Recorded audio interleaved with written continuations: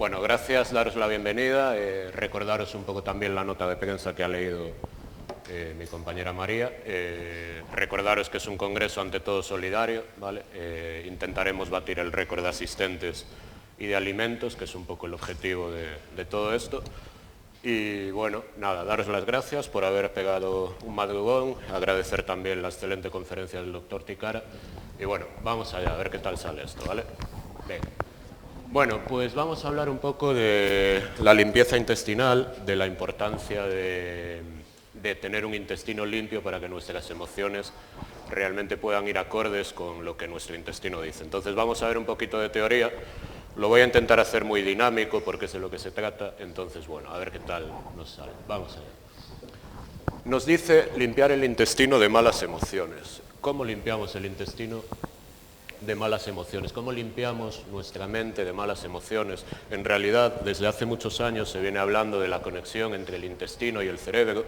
Hoy en día es algo que está más que evidenciado de forma científica y que la comunidad científica realmente se encuentra ante un nuevo paradigma porque algunos mencionan que el intestino es el segundo cerebro y en realidad se ajusta bastante a lo que tenemos que entender, ¿vale? Nos dice que, bueno, que diversos estudios en los últimos años han demostrado el potencial que tienen una serie de microorganismos que habitan en nuestro intestino sobre nuestras emociones. Entonces se ha establecido una conexión entre microorganismos, entre la microbiota, que es como se denomina hoy en día la flora intestinal, y ciertos factores emocionales o incluso enfermedades psiquiátricas. Iremos ahondando un poquito en esto a lo largo de la conferencia y bueno, luego si queda alguna duda pues la comentaremos entre todos. Nos dice que los microorganismos nos pueden ayudar sobre diferentes patologías o estados mentales alterados, no necesariamente una gran patología psiquiátrica, aunque también han evidenciado eficacia científica en este tipo de casos, pero también es cierto que estamos ante un campo muy reciente que necesita nuevos estudios, puesto que escasean los ensayos con humanos. Un problema de todo esto es que hay grandes estudios, pero realizados con una serie de ratas en un laboratorio, ratas que no tienen ningún otro tipo de cepas probióticas en el intestino. Entonces esto es un problema. Cuando se encuentran ese tipo de animales, cuando nos encontramos con ese tipo de animales y no tienen una microbiota establecida, una microbiota autóctona, el problema es que el resultado puede ser mucho mayor de lo que realmente sería un humano, ¿vale? Hay uno de los grandes maestros de la microbiota que dice que a los humanos y sobre todo a los mayores ya no nos cambia ni alguien supremo, ¿vale? Entonces, bueno, realmente ese sería un poco también el obstáculo a la hora de poder evidenciar una mayor mejoría. Vale, vamos a seguir viendo un poquito. Hablamos también de que un metaanálisis bastante reciente, es decir, un metaanálisis es basado en diferentes estudios científicos, con diferentes pacientes. Nos dice que pacientes con depresión, con alteraciones del tracto gastrointestinal, con ansiedad y con otras alteraciones del sistema nervioso manifiestan la relación entre el intestino y el cerebro. Hoy en día es obvio que el intestino y el cerebro está conectado. Los que nos dedicamos desde hace años a la medicina natural, de una u otra forma, siempre hemos dicho que todo está relacionado, el cuerpo, la mente, hablamos de holismo. Todas las medicinas alternativas, todas las medicinas tradicionales han hablado de eso de una forma o de otra y realmente vemos que al final la ciencia, de esto de lo que tanto se habla en los últimos años, de lo que es científico y lo que no es científico, como bien exponía también el compañero Ticara, vemos que en realidad la ciencia al final acaba dando la razón a todas esas medicinas, ¿no? En realidad, a mí me gusta una frase que es que no le da la razón a esas medicinas, sino que da la razón a la naturaleza. Y realmente es complicado que la naturaleza en todo esto no tenga razón, ¿no? Entonces, bueno, es obvio la conexión entre el intestino y el cerebro y tenemos que puntualizar que eso siempre va a ser bidireccional, que es un poco por donde va la conferencia de hoy, ¿no?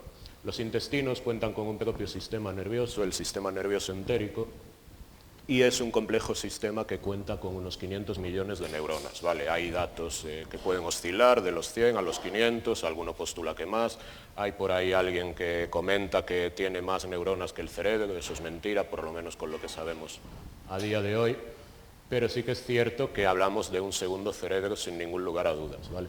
Entonces, nos dice que el sistema nervioso entérico pues, constituye un conjunto mucho más grande de neuronas, es el conjunto más grande de neuronas fuera de la médula espinal y del cerebro. Esas células pues, se organizan en dos redes, sin meternos en demasiada anatomía descriptiva. Lo que sí nos dice es que forman una red, una completa red que envuelve el tracto gastrointestinal en dos capas y bueno, pues todo esto hace que se coordinen tareas fundamentales para el intestino como la motilidad. La motilidad son los movimientos peristálticos del colon, que la mayoría conocemos. Yo lo suelo comparar con los movimientos que realiza una serpiente cuando se come algún bicho por ahí, ¿vale? Tiene un cierto paralelismo. Y con la secreción, que evidentemente es fundamental, ¿vale?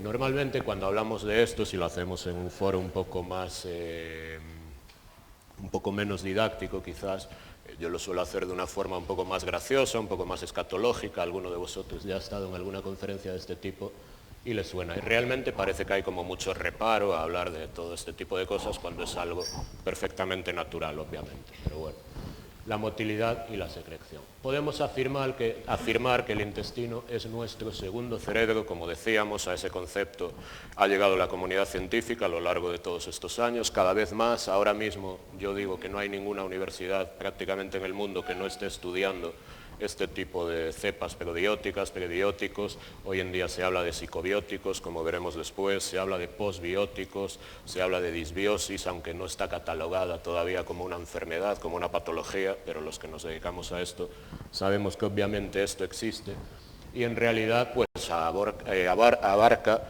muchos nuevos paradigmas en campos muy completos de la medicina, muy diversos. La psicología, por ejemplo, realmente se abre una nueva puerta donde parecía que no había una solución alternativa y vemos que sí, que es así.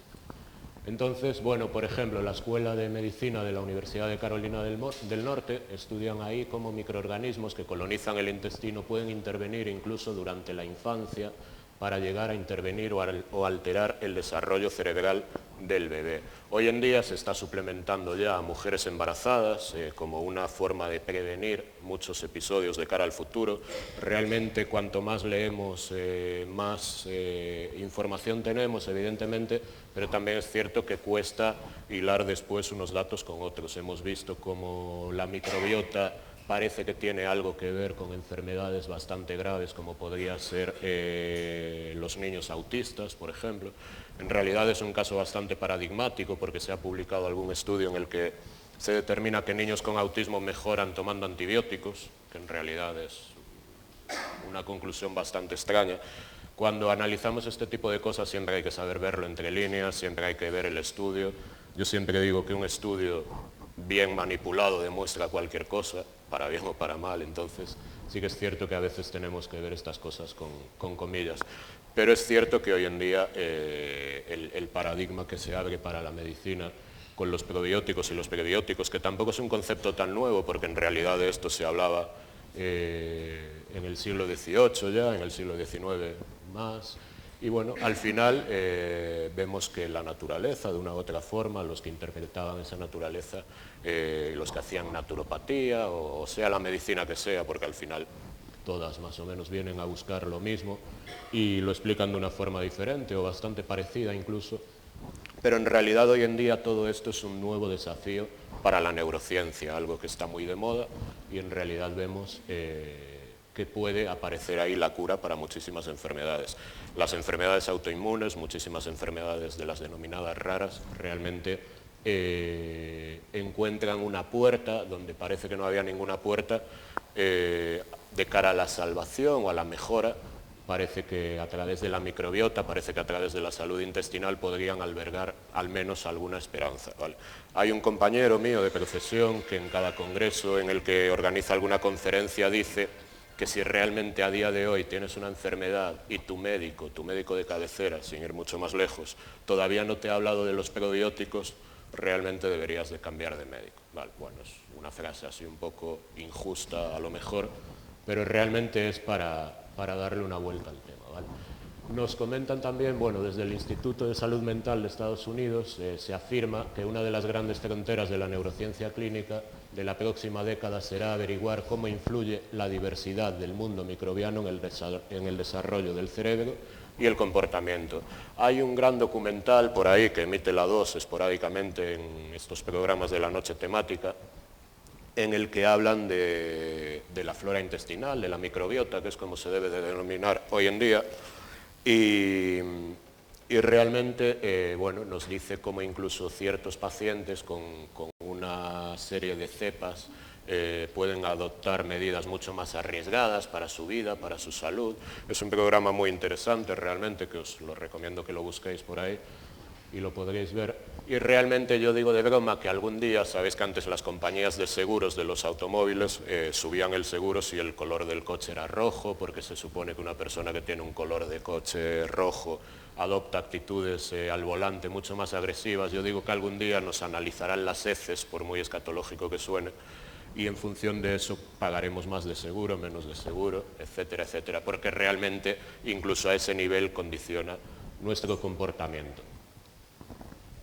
Por microbiota entonces entendemos el conjunto de microorganismos, normalmente se decía que eran bacterias, no, son microorganismos de forma general, mayoritariamente bacterias, pero hay otra serie de microorganismos que componen de hecho esta microbiota, en menor medida pues virus, hongos, protozoos, incluso microorganismos que a día de hoy no se sabe muy bien ni siquiera lo que son. Esto es un estudio más o menos reciente que ha salido por ahí. Entonces, bueno, realmente siempre se habla de los billones y billones de bacterias que tenemos en el intestino. En realidad hablaríamos de microorganismos, aunque mayoritariamente hay que matizar que son bacterias, y se habla de proporción de 1 a 10, un juego más o menos matemático que yo hago con los alumnos, que en las conferencias es que, bueno, tenemos billones y billones de células en el cuerpo y esa cifra multiplicada por 10 es la que tenemos de microorganismos en nuestra flora intestinal, en nuestra microbiota. Vamos a ir a un lado más romántico, queda poco para San Valentín, ¿vale? Entonces, cuando sentimos mariposas en el estómago, fijaros que una sensación que ha descrito los poetas a lo largo de la historia, nos dice que esa sensación que podemos notar en realidad, o incluso los retortijones antes de un examen, sabemos que cuando hay una sensación de nervios nos pueden pasar dos cosas a nivel intestinal, lo cual está claro que evidencia un cambio en nuestro tránsito intestinal condicionado por el cerebro, es decir, aquí ya estamos hablando de esa conexión. Ante una situación de nervios, de ansiedad, de estrés, podemos, por un lado, tener una diarrea espástica o podríamos tener un estreñimiento espástico, mejor dicho, ¿vale? Entonces, realmente nos pueden pasar dos cosas radicalmente opuestas cuando estamos nerviosos, o bien que nos atascamos, para no ser muy escatológico, o justo lo contrario, que nos desatascamos de más, ¿vale? Entonces, realmente vemos cómo nuestro cerebro puede regular eso, ¿vale? Son ejemplos de emociones buenas o de emociones no tan buenas, ¿vale? Realmente, pues antes, cuando tenemos nervios, pues a veces no somos capaces de digerir bien la comida, es decir, realmente suceden una gran cantidad de cosas, ¿vale? Que el cerebro conecte con nuestro intestino a través de corticoides no es nada nuevo, pero se ha planteado que la conexión pueda ser a la inversa también, cómo nuestro intestino interviene en nuestro cerebro. Ted Dinnan en el 2013 acuñó el término psicobióticos para hablar de una serie de sustancias, en este caso probióticas y prebióticas, que mejoraban nuestra mente, por ponerle una palabra, nuestras emociones, que intervenían en nuestras emociones. Fijaros que a día de hoy los productos simbióticos, que sería la mezcla de probióticos y prebióticos, no están considerados como medicamentos, sino como suplementos alimenticios, tienen una legislación diferente a la de los medicamentos, y realmente abre un campo incluso para los psicólogos, para los que se dedican a la psicología, que en principio no pueden prescribir medicamentos, para poder prescribir este tipo de psicobióticos y tal. Entonces, el mundo de la psicología también ha encontrado ahí un gran filón para muchos de los abordajes que hasta ahora estaban realizando.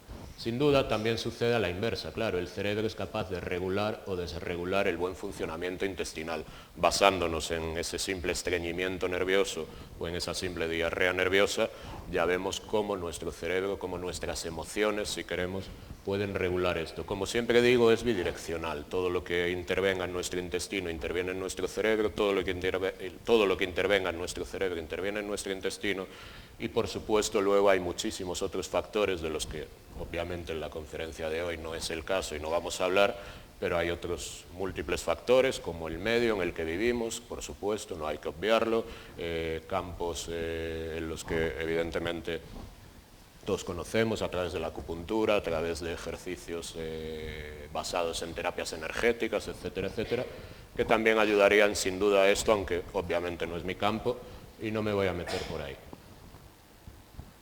Vale, resulta muy difícil entonces determinar si las diferencias microbianas que se observan asociadas a las enfermedades son una causa o una consecuencia. Otra de las cosas que yo me imagino de cara al futuro es que en vez de hacernos un análisis de sangre, en vez de hacernos una analítica, nos analizaremos las heces, veremos en qué proporción tenemos ciertas cepas y en función de eso haremos un diagnóstico. Este paciente tiene predisposición a, o parece que esto le funciona muy bien, etcétera, etcétera. ¿Vale? Realmente ahora mismo suena casi a ciencia ficción, pero bueno, en realidad se está trabajando en eso y de una forma muy constante. Yo siempre digo que no hay ninguna universidad a día de hoy que no esté investigando esto, bien sea para la industria alimentaria, bien sea para la industria ganadera.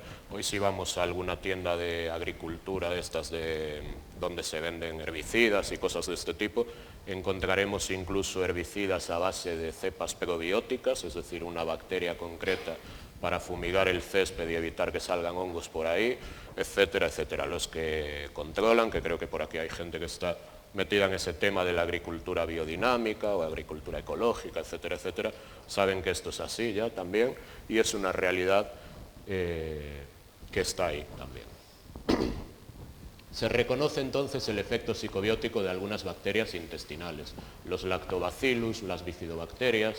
Luego es cierto que tenemos, cuando vamos a comprar algún producto simbiótico de estos, a la arboristería, a la farmacia, donde sea, es cierto que solemos ver el nombre de la cepa, el apellido de la cepa y un código que ya sería como el segundo apellido. Realmente la importancia de que sea la cepa concreta, aunque es cierto que eso también hace que luego se registre una cepa concreta y la tenga un laboratorio concreto y lo pueda explotar a su manera, como está pasando con el Lactobacillus casei, como está pasando con algunas de las cepas del Rhamnosus, como está pasando con el que se le da a los bebés, que hoy en día, si los que tengáis bebés, seguro que os suena el tema de los probióticos, porque por suerte los pediatras están muy metidos en ese tema, en general, estoy generalizando obviamente, ¿vale? Pero realmente eso, claro, puede dar problemas después a la hora de la comercialización y tal. Bien, ¿por qué hay que defender la importancia de la cepa en concreto? Se analiza una cepa, se hace una serie de estudios con una cepa concreta y se determina que el Lactobacillus casei, el código que sea, ha demostrado con evidencia clínica que es capaz de hacer esto. ¿Vale? Otra cepa parecida o de la misma familia no necesariamente es capaz de hacer esto. A mí me gusta mucho un símil que escuché también en una conferencia hace poco, o ya no hace tan poco, en el que el ponente comentaba que, bueno, que todos somos Homo sapiens, los que estamos aquí, pero por ejemplo, si a mí me ponen al lado de Messi siendo un Homo sapiens igual que yo, es capaz de hacer cosas que yo no soy capaz de hacer y yo soy capaz de hacer cosas que Messi no es capaz de hacer. Entonces es obvio que siendo de la misma familia, realmente él ha demostrado ser capaz de hacer unas cosas que yo no soy capaz de hacer, porque no quiero, evidentemente, si no, lo haría también, ¿vale? Entonces, estas segregan o modulan sustancias neurotransmisoras como GABA, acetilcolina, la serotonina, implicadas en la regulación de muchos procesos fisiológicos y neurológicos, cuya disfunción se relaciona con la ansiedad y la depresión. Fijémonos cómo podemos regular la ansiedad, la depresión, trastornos asociados a todo este tipo de cosas a través de esta serie de bacterias cuando son bien administradas, pero bueno, también tenemos que matizar una cosa, el concepto de naturopatía va mucho más allá, desde mi punto de vista, del concepto que la medicina está teniendo del tema de los probióticos y los prebióticos. Parece que la tendencia muchas veces, cuando se investiga sobre esto, es si esta bacteria es buena, pues tienes que tomar esta bacteria de por vida, la vamos a asociar a fructooligosacáridos, a inulina, etcétera, etcétera, y vas a tener que estar tomando esto de por vida. La naturopatía en realidad no pretende cronificar nada, igual que todas las medicinas naturales, de una u otra forma postulamos lo mismo, sino que pretendemos prevenir. La prevención es lo más importante, tenemos que intentar tener un intestino sano. Y hay muchas formas de limpiar nuestro intestino, evidentemente, todos conocéis grandes técnicas por ahí. Yo soy muy simple en todo esto. La mejor forma de limpiar un intestino es que el tránsito intestinal sea fluido, que lo que entra en el intestino sea bueno y no malo. Todos sabemos lo que es bueno y malo de forma general. Cuando hablamos de alimentos, hay que hacer una dieta equilibrada, hay que hacer un aporte suficiente de fibra, fibra dietética. Las bacterias buenas tienen una comida favorita y las bacterias malas tienen una comida favorita mala.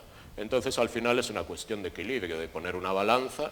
No pasará nada, no nos vamos a morir, obviamente, porque un día comamos algo que no entra dentro de lo que es sano, pero evidentemente si se comete un abuso, si continuamente incidimos en ese tipo de alimentación, sí que acabaremos teniendo un problema.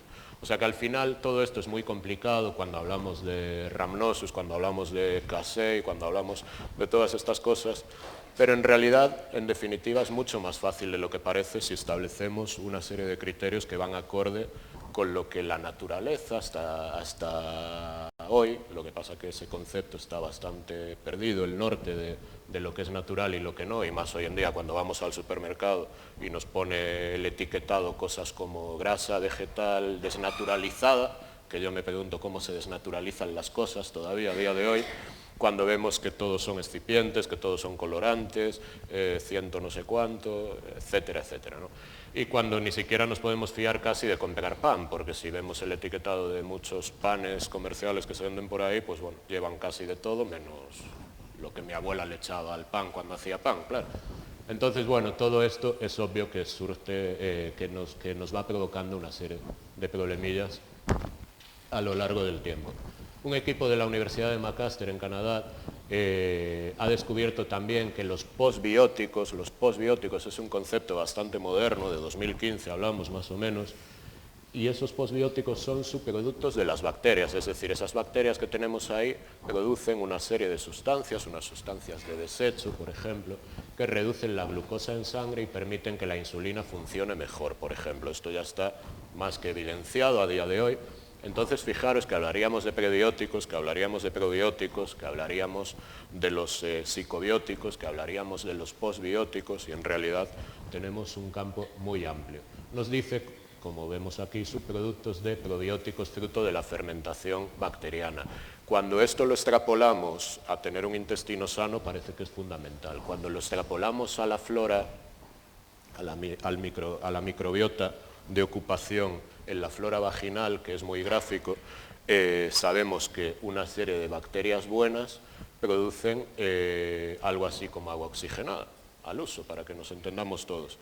Entonces, si producen esto, no hay lugar a una infección.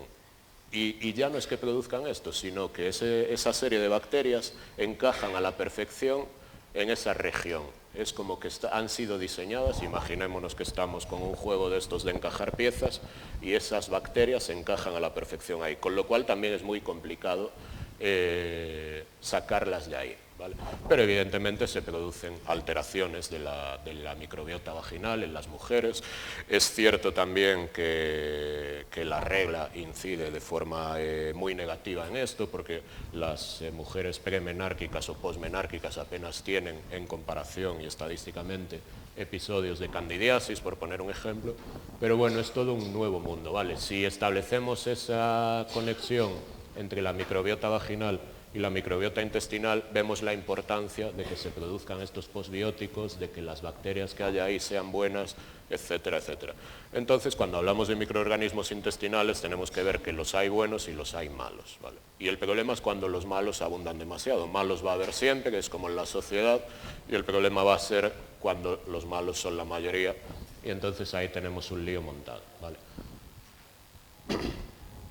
Hay diversos estudios también que acreditan efectos del estrés en la función gastrointestinal y también en la psicopatología de pacientes con prevalencia de ansiedad y depresión. Es decir, esta conexión está más que demostrada, es más que evidente y la comunidad científica la lleva aceptando ya bastantes años. La ansiedad como resultado de una disfunción de subsistemas independientes del cerebro y la evidencia experimental que relaciona cerebro con tracto gastrointestinal nos permite lanzar la hipótesis de que la alta prevalencia de ansiedad en pacientes con trastornos gastrointestinales funcionales puede ser debido a una fisiopatología interactiva, es decir, que a día de hoy se establece ya que puede ser motivada por una fisiopatología interactiva entre ambos sistemas.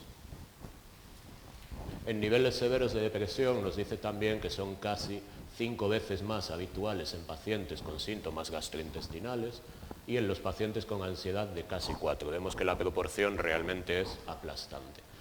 Luego nos dice también que la alta prevalencia de ansiedad en problemas gastrointestinales funcionales nos sugiere tratar directamente la ansiedad. Puede que tengas una disbiosis intestinal y el único tratamiento que lo vaya a solucionar no sean ni los probióticos, ni los prebióticos, ni los posbióticos, sino tratar directamente la ansiedad para que esto empiece a funcionar mejor. Entonces vemos que hay que hacer un abordaje evidentemente bidireccional, como comentábamos al inicio de la conferencia. En 2013, como vemos, como os comentaba antes, se ha acuñado el término psicobióticos y nos dice que un psicobiótico es un organismo vivo que al ser ingerido en cantidades adecuadas, por eso que tenemos que consumir una cantidad adecuada, se produce beneficio en pacientes que sufren enfermedades psiquiátricas. Es cierto que no podemos pensar que tomando un probiótico una enfermedad psiquiátrica grave se va a solucionar necesariamente, pero sí que de repente tenemos un campo de abordaje que hasta ahora de una forma u otra no teníamos o simplemente no utilizábamos. El término psicodisbiosis, que es otro término más o menos nuevo, desde 2005, podría ayudarnos a comprender un poco mejor cómo es este feedback entre el intestino y el cerebro. Nos sirve para definir o explicar patologías como el síndrome del intestino irritable, así como alteraciones en la microbiota, como comentábamos antes, por diarreas, por estreñimiento, asociado a factores psíquicos. Cuando estamos estreñidos, la proliferación de firmicutes, de bacterias del grupo de las malas, por denominarlo de alguna forma, por ponerles una etiqueta sencilla para todos, empiezan a proliferar. Cuando no ingerimos casi alimentos, cuando hacemos un ayuno prolongado en el tiempo, ya sé que aquí habrá gente que está a favor de los ayunos y tal, pero es algo que realmente tiene que cambiar un poco el paradigma de todo esto. Nuestra microbiota también se ve alterada cuando hay un ayuno y no necesariamente para bien. Puede que para bien, de hecho en diabetes del tipo 2 se ha demostrado que puede haber alguna interacción favorable con el ayuno, con ciertos tipos de ayunos, pero bueno, algunas cosas de las que vemos por ahí por internet a veces, en fuentes no fiables, más que un ayuno, directamente parecen una huelga de hambre. Yo siempre digo que, bueno, que por lo menos que aprovechen para pedir algo, para solicitar algo. Demandamos la paz mundial y durante 20 y pico días voy a estar sin comer y tomando jugo de algo, ¿vale? Y luego se ven otras cosas mucho más controvertidas, como sonarán a la mayoría de vosotros, de hacer limpiezas hepáticas y de hacer historias así, que realmente carecen de cualquier base científica. Y ya no digo una base científica, que es obvio que es un tema muy discutible y discutido, sino de cualquier base anatómica. Gente que dice que del hígado le han salido piedras así de grandes, etcétera, etcétera. Bueno, podéis ver cosas mucho más escatológicas que cualquiera de mis conferencias por internet si buscáis información de eso, de las piedras del hígado, etcétera, etcétera. ¿Vale? Por cierto, una teoría postulada por un paisano que vendía piedras a 30 euros por internet de río que él había preparado o codificado en su momento, pero bueno. La psicodisbiosis es una alteración de origen psíquico, emocional, en la cual existen cambios patológicos en la composición de la microbiota, ya sea esta intestinal, dérmica, digestiva, genitourinaria y o vaginal. Tenemos una microbiota de ocupación en nuestra piel, evidentemente en la vagina. Fijaros que hasta hace muy poquito se decía que las mujeres, cuando daban el pecho, la leche materna era completamente aséptica, no tenía ningún tipo de bacteria, ni de microorganismo, ni nada de esto. Esto era una auténtica aberración. A día de hoy se sigue cuestionando que si tienes candidiasis vaginales repetitivas, que es más habitual en mujeres estadísticamente, puedas tener o no una candidiasis intestinal. También es cierto que se ha quitado mucho de contexto el tema de las candidiasis, que de repente todo el mundo tiene una candidiasis y todo el mundo quiere hacer tratamientos para este tipo de patologías. De forma general, se está abusando mucho del azúcar, entonces realmente es algo que se debería de reducir en la dieta. Eso va a originar una serie de problemas. Hoy en día la OMS ya ha sacado alguna nota por ahí hablando de esto, y es cierto que sí, que yo creo que quizás hay más candidiasis ahora que nunca, y es cierto que la dieta ahora es peor que nunca también en este aspecto del consumo excesivo de azúcar, ¿vale? Y la conferencia, bueno, pues simplemente intentaba plantearos un poquito esto. Yo quiero hacerlo un poco más interactivo porque normalmente en este tipo de conferencias siempre hay muchas más preguntas, entonces yo quería destinar un poco más de tiempo a las preguntas que a esto. No sé si os parece oportuno. Buenos días.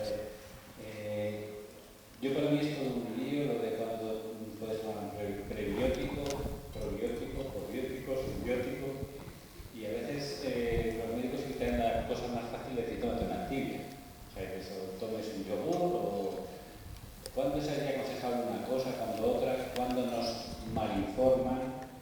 Vale, gracias por la pregunta, me salvaste la conferencia. Bueno, vamos a ver, realmente es un poco complejo, ¿no?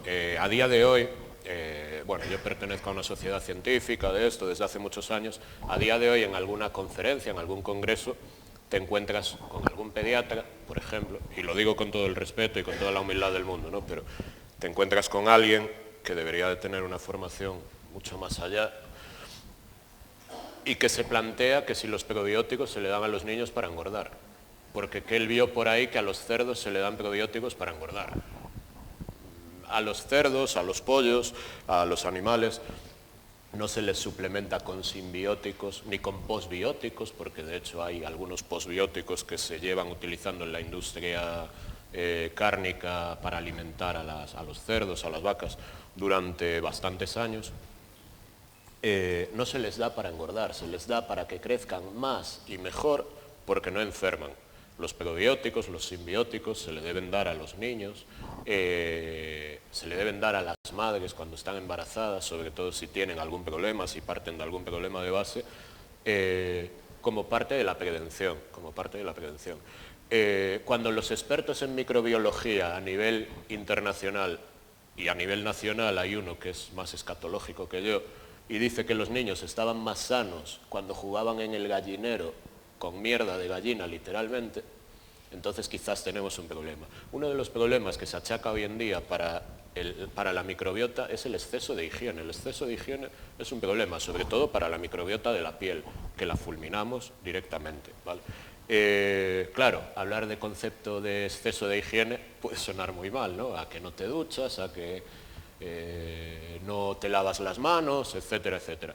Pero realmente abre un nuevo campo en la investigación.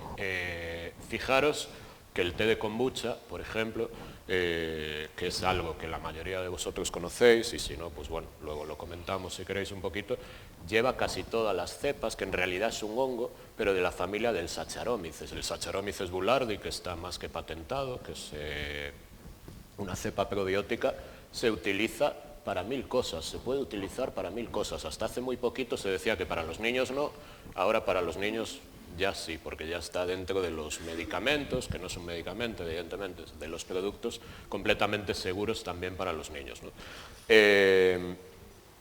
Entonces realmente hay mucha confusión, se habla de los Activia. Los primeros Danone se vendían en farmacias, ya que hablamos de una marca, pues bueno, los primeros Danone se vendían en farmacia. Danone realmente tiene su espacio, su hueco meritorio en todo esto, en su momento lo tuvo, ¿vale? Hoy en día, pues bueno, está claro que es algo mucho más comercial, pero bueno, al César lo que es del César, aunque no necesariamente encaje mucho en lo que después hayan hecho.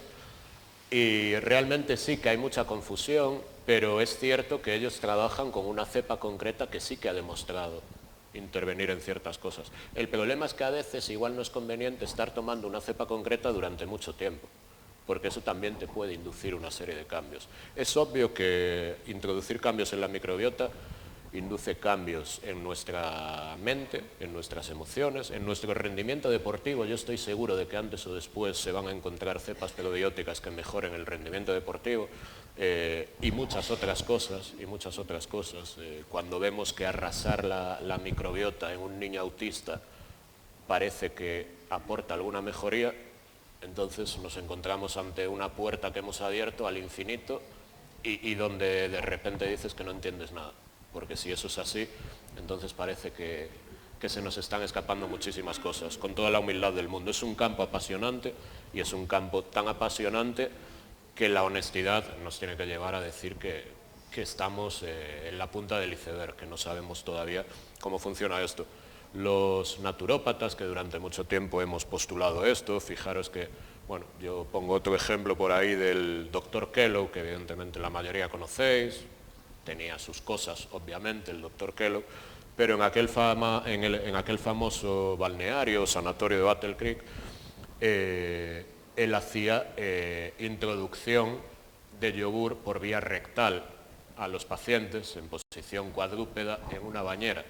Yo creo que lo he descrito de una forma bastante sin entrar en lo soez, ¿vale?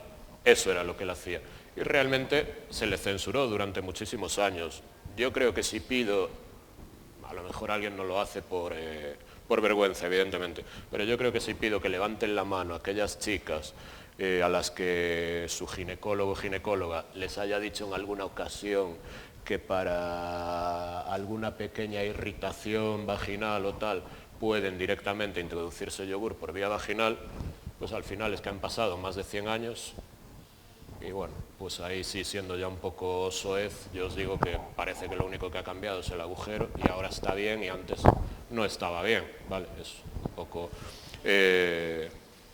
por hacer un poco una medio gracia, ¿no? Pero en realidad vemos que al final la medicina natural, vuelve a dar la razón a esto. Es obvio que esas cepas funcionaban, es obvio que el kombucha funcionaba, no se sabía muy bien por qué, el té de kombucha, que os suena a todos, es obvio que hay muchos productos probióticos y prebióticos que se han utilizado durante siglos, el yogur griego tiene una bacteria concreta, por eso tiene una textura diferente, pero también aporta unas cosas diferentes. El problema es la proporción de bacterias que aporta un yogur muchas veces, ese es el problema. Y después es cierto que hay mucho lío, es cierto que hay cosas comerciales. Tú cuando hablas del Saccharomyces boulardii, que lo tenéis en 20.000 farmacias, voy a decir la marca porque al final da igual, porque lo tienen patentado, que es el Ultra Levura. Yo creo que lo habéis visto en 1000 sitios, el Ultra Levura. Y aún a día de hoy vas a una farmacia, pides Ultra Levura y te suelen decir, ¿qué estás tomando antibióticos? ¿Es para la diarrea? No, el ultralevura es el Saccharomyces boulardii, es una bacteria, es un hongo bueno que hace que no proliferen hongos malos. Entonces, cuando estás tomando antibióticos y destruyes la flora bacteriana, va a proliferar este tipo de cepas que pertenecen a la familia de los hongos, por abreviarlo un poco, pero que son buenos y que son buenos para nuestra salud. Entonces, realmente es muy inteligente tomar eso asociado a antibióticos, no para cortar una diarrea. Y luego hablaríamos, por eso os digo, el cambio de paradigma en cuanto a la medicina natural y la medicina alopática, el abordaje que ellos hacen del tema de la simbiótico-terapia, por ponerle un nombre a eso, cuando dicen vamos a cortar la diarrea en un paciente que está tomando antibióticos y tiene diarrea, quizás no es lo más inteligente cortar una diarrea. Es cierto que el Boulardii aporta eso, pero ¿hasta qué punto es bueno frenar una diarrea cuando en realidad estás limpiando? Entonces, bueno, digamos que todo tiene una serie de patas cojas en esto y no hay ninguna medicina que sea perfecta, obviamente, porque estaríamos ante una panacea y creo que no es así, que no hay ninguna que sea una panacea. No sé si te he respondido, ¿no? Vale. Bien. ¿Alguna pregunta más? Hola, ¿qué tal? Buenos días. Señora Aguilar, me gustaría saber tu opinión acerca de la hidroterapia de polen. Vale. Me alegro que me hagas esa pregunta. Mi opinión es muy gallega. Mi opinión es muy gallega. Mi opinión es depende. Depende. La hidroterapia de colon es una técnica a priori muy agresiva. Hoy vamos a tener un compañero aquí dando una conferencia que yo creo que él es un gran partidario de esto y tal. Evidentemente cada uno tenemos nuestra opinión y eso es lo que se fomenta también, que podáis ver opiniones muy diversas, ¿no? Que es de lo que se trata, por supuesto.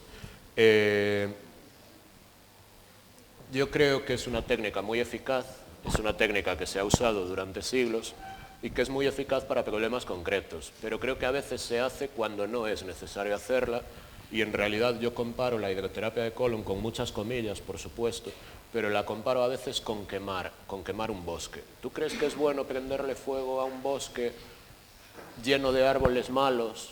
Y no me habléis de incendios este año, ¿vale? Que no quiero saber nada del tema de momento. ¿Tú crees que es bueno quemar un bosque y entonces coger y repoblarlo todo con árboles buenos? Porque está infestado de árboles malos y aquí no hay forma de solucionar esto. Pues a lo mejor sí. A lo mejor es mejor quemarlo, que todo el mundo me entienda lo que estoy diciendo, no queméis montes, ¿vale? Pero poniendo un símil, a veces es mejor destruirlo todo y empezar de cero. ¿Y cuándo es bueno destruirlo todo? Pues se ha evidenciado que con antibióticos de amplio espectro muy potentes, niños con autismo han mejorado. Y ahora esto que tampoco nadie lo saque de contexto, vamos a darle antibióticos a niños con autismo y tal y cual. Pero realmente es ese punto en el que dices, ahora sí que no entiendo nada. Ahora sí que no entiendo nada. En todas las enfermedades, en todas, le ponemos un asterisco a todas, pero en todas las enfermedades se ha demostrado que la simbioticoterapia es buena, en todas. Pero en el Crohn no. Y de hecho se han tenido que cancelar estudios en pacientes de Crohn por la sintomatología que he desarrollado. Entonces, bueno, está claro que hemos abierto una puerta que es complicada. Yo estoy a favor de la hidroterapia de colon en casos concretos, pero bueno, yo siempre digo que tú puedes producir ese río interno si evacúas muy frecuentemente. La naturopatía, sobre todo las secciones que hablaban más del crudivorismo y tal, hablan de defecar 3 veces al día. Y la gente se echa las manos a la cabeza. Defecar 3 veces al día es lo que hace un bebé. Y parece que todo va bien. Por desgracia, no todos los bebés funcionan así de bien, por supuesto. Pero deberíamos de evacuar mucho. Y cuando evacúas mucho es muy difícil que allí proliferen una serie de cepas malas. Si aún por encima lo que comes es bueno. Si a un río le echas mucho caudal de agua y agua muy limpia, es difícil que el río esté contaminado. Si el agua se va quedando estancada, es más fácil que quede contaminado. Y si el caudal no es demasiado, también es mucho más fácil que se contamine. Entonces, bueno, y si aún por encima ingieres una serie de cepas que hacen que no proliferen las malas y una serie de fibras que hacen que no proliferen las malas, y si aún por encima tus emociones son buenas, ¿vale? A veces una forma de curar, a veces y sin duda, en base a esto que he planteado, la forma de tratar una disbiosis intestinal sería una alteración de la microbiota. Vuelvo a insistir que no está reconocido como patología en el catálogo internacional de enfermedades, pero es obvio que esto existe, las disbiosis. En naturopatía aparte hemos hablado de esto durante siglos. Y realmente a lo mejor tu único problema es a nivel mental, a nivel emocional, ¿vale? Y ahí tendríamos el único origen de la disbiosis. Se supone que todas las medicinas buscan el origen. Y aquí vemos que el origen puede estar en el intestino o el origen puede estar en la mente, en el cerebro, o como queramos llamar a esto. No sé si te he respondido. Sí, vale. Gracias por la pregunta. Tenemos otra pregunta. No sé si entendí. La interpelación que se da en la que se de determinadas bacterias o trastornos intestinales, en que se de emociones negativas o de trastornos, en este caso xa se da una expresión, a lei, a inversa, é a que se de determinados estados emocionales xenera esa alteración intestinal, se así se pode actuar das dúas formas. De que depende que sea o origen emocional que provoca a alteración intestinal o a inversa? ¿De qué depende? Bueno, como está grabando a televisión, vou te contestar en castelán de todos os xeitos para manter un pouco a liña, vale? De que depende? Claro, es imposible determinar de qué depende una disbiosis en un momento dado, es imposible determinarlo, pero a veces no es imposible. Mira, estoy en un proceso de estrés muy grande por el trabajo, porque me van a despedir, en mi casa tengo 1000 problemas, con los hijos tengo 1000 problemas, etcétera, etcétera. Está claro que hay un componente emocional grande, seguramente, ¿no? Pero fijaros que la microbiota intestinal se puede regular incluso con el ejercicio físico. Fijaros que la salud lumbar y dorsal, vértebras dorsales y lumbares, para que nos entendamos, puede intervenir en cómo funciona nuestro intestino, puede intervenir en los movimientos peristálticos. Los que se dedican más al campo de las medicinas energéticas, ya hablamos de energía, de otro campo completamente diferente también. Encontrar el origen muchas veces es imposible, y en clínica pues muchas veces es imposible, y con un paciente con 200 patologías, que por desgracia a veces pasa eso, realmente es imposible, es una utopía. Vamos a ir al origen de las cosas, en clase queda muy bien, ir al origen del problema. Luego te encuentras con la realidad que no necesariamente permite eso, pero la conclusión que yo sacaría es que sería importante hacer los dos abordajes. Vamos a abordar el tema intestinal y vamos a abordar este tema. Como postulaba ahí uno de los estudios, vamos a intentar tratarlo a nivel psicológico, una serie de disbiosis y una serie de patologías intestinales. Entonces creo que lo más inteligente cuando se está un poco perdido es abordar las dos cosas. Sabemos que las dos cosas es importante que funcionen bien, es incuestionable que es importante que las dos cosas funcionen bien, entonces vamos a abordarlo por ahí. Sé que la respuesta es gallega también, pero creo que es la más honesta que te puedo dar, ¿vale? Gracias. Hola, buenos días. Buenos días. Mi pregunta es un poco sobre la alimentación. Entiendo que la alimentación a lo largo de la vida de una persona pues no es lo mismo cuando es bebé que cuando estás en edad adulta, evidentemente. ¿Cómo afecta esto a la flora intestinal? Esto te lo pregunto porque la siguiente parte es cómo afecta a las personas que tienen que cambiar su alimentación, pues en teoría por unos alimentos mucho más puros, mucho más ecológicos, muy controlados su procedencia, y a la vez complementarlo con suplementos, por ejemplo, de proteínas y cosas así. Vale. Bueno, es una muy buena pregunta también. Cuando comes cosas buenas, siempre interviene para bien, pero no va a ser algo inmediato. Llevo 2 días comiendo manzana, lechuga, no sé qué, biológico, ecológico, no necesariamente te vas a encontrar mucho mejor, y sobre todo cuando partimos de un estado en el que estabas muy mal, quizás, ¿no? Pero son semillas, vamos a quedarnos con que los microorganismos beneficiosos son semillas que tenemos que saber plantar, que tenemos que saber regar y que tenemos que saber abonar. Y cuando florecen, y cuando crecen, y cuando se establecen con raíces muy firmes, es muy difícil cambiarla, incluso con antibióticos. Es que he tomado antibióticos una semana, amoxicilina una semana y estoy destrozado y tal. Bueno, muy bien ya no estabas. Si estabas muy bien, con antibióticos una semana, el tiempo que sea, un antibiótico normal, como amoxicilina, no va a producir un gran cambio en tu microbiota.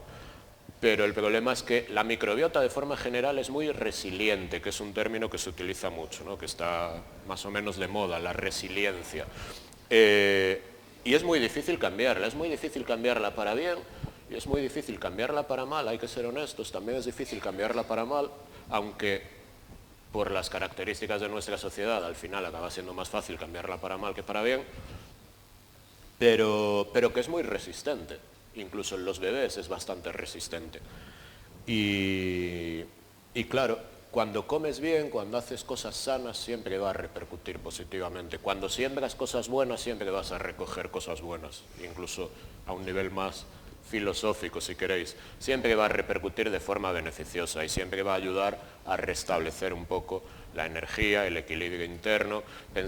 Tenemos que pensar que dentro tenemos un bosque y tenemos que tener un bosque equilibrado, con muchas cepas diferentes, con muchos árboles diferentes, que todos tienen que actuar en simbiosis, etcétera, etcétera.